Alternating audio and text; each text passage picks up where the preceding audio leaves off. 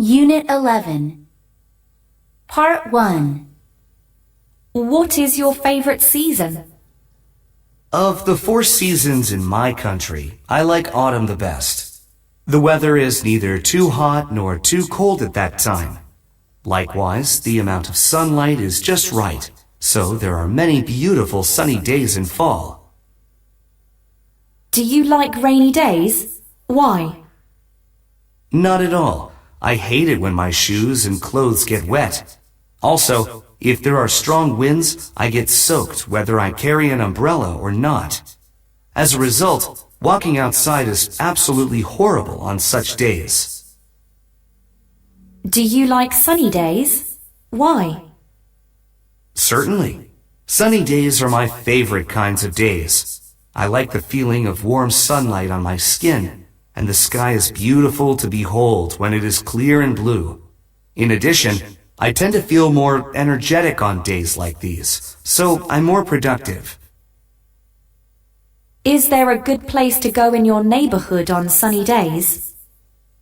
Yes, there is a small park in my neighborhood that I like to go to when it's sunny. It has a couple of benches, so I can sit down and read books on one of them while enjoying the weather. Furthermore, there are several big trees with many branches, so I can take a seat in the shade if the sunlight becomes too intense. Does the weather ever affect what you do? No, not very much. On weekdays, I spend most of my time inside, so the weather doesn't affect me. However, when it rains, I like to drink twice as much coffee as I usually do to keep myself awake. Have you ever taken care of flowers or any other type of plant? Sure I have. Someone gave my parents a potted plant several years ago, and I was charged with watering it. In the beginning, I made frequent mistakes because I was not sure how much water I should give it or how often. However, I became better at it over time, and the plant thrived. Have you given flowers as a gift? Of course. The last person I gave flowers to was my mother. I bought her a bouquet of roses for her birthday. Although she said that I didn't have to get them for her, I could see that they made her really happy. Have you raised a pet? I got a puppy when I was 10. He was a small poodle that used to follow me everywhere I went. I was in charge of feeding him, and since I loved to do it, he became a bit overweight. Part 2. The most interesting wild animal to me is the polar bear. Polar bears are quite large, weighing up to 700 kilograms. And they are all white, aside from their black noses. This allows them to blend in with the snowy landscapes they inhabit. It also makes them look like giant white teddy bears. I first saw a polar bear in a Coke commercial as a kid. Even though it was an animated bear, it was the first time I learned they existed. Later, when I was in middle school, my class visited the zoo and I got to see polar bears with my own eyes for the first time. It was really awesome seeing them swimming and catching fish. However, I was taken aback when I saw how large they really are. I think these white bears are indeed interesting for a couple of reasons. Although they seem really cute like cartoon characters, they're one of the most powerful predators in the world. Plus, despite their massive size, they can run faster than deer and swim faster than seals. Part 3. What are the advantages and disadvantages of having pets? The best thing about having a pet is that it is good for your mental health.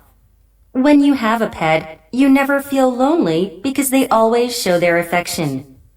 On the downside, pets require a lot of maintenance.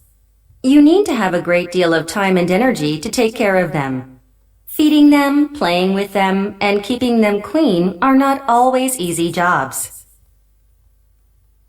What kind of pet is most common in your country? There are many different kinds of pets in Korea, but dogs are the most common. People here enjoy having dogs because they are loyal. Dogs always wait at the door for their owners to come home. Plus, they put people in a good mood. For example, when you come home after a long day, your dog comes running to you and wants to play.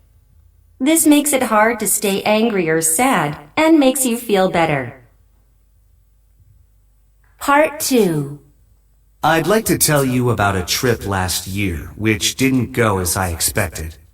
My family and I had planned a trip to Jeonju, a city famous in Korea for its historic buildings and traditional foods. We'd spent weeks planning the trip and had already reserved our hotel, dinner, and some tours of the old buildings. So everyone was really excited. Unfortunately, on the day we were supposed to leave, it was raining cats and dogs. The rain was so heavy that we couldn't see in front of our car. Therefore, we had no choice but to cancel the trip. We couldn't risk driving under those conditions. Instead, we just stayed home and watched a movie. I was really disappointed. I was looking forward to the trip, and I had put in so much work planning it. To make matters worse, we still had to pay for the hotel and some of the attraction tickets since we canceled at the last minute. I think I'll keep an eye on the weather forecast next time I plan a trip. Part 3. Do people often have conversations about the weather? Why? Yes, people often talk about the weather. First, talking about the weather keeps things light and simple. There are some subjects that could start an argument, like politics, but making a remark about the weather never causes any problems. Besides, it's a good way to start a conversation with anyone. Sometimes we don't know exactly what to say, but feel like it is necessary to say something. In these cases, the weather is the perfect topic. What do people do in each type of weather? People do several different things according to the weather. On warm and sunny days, people like to spend their time outside.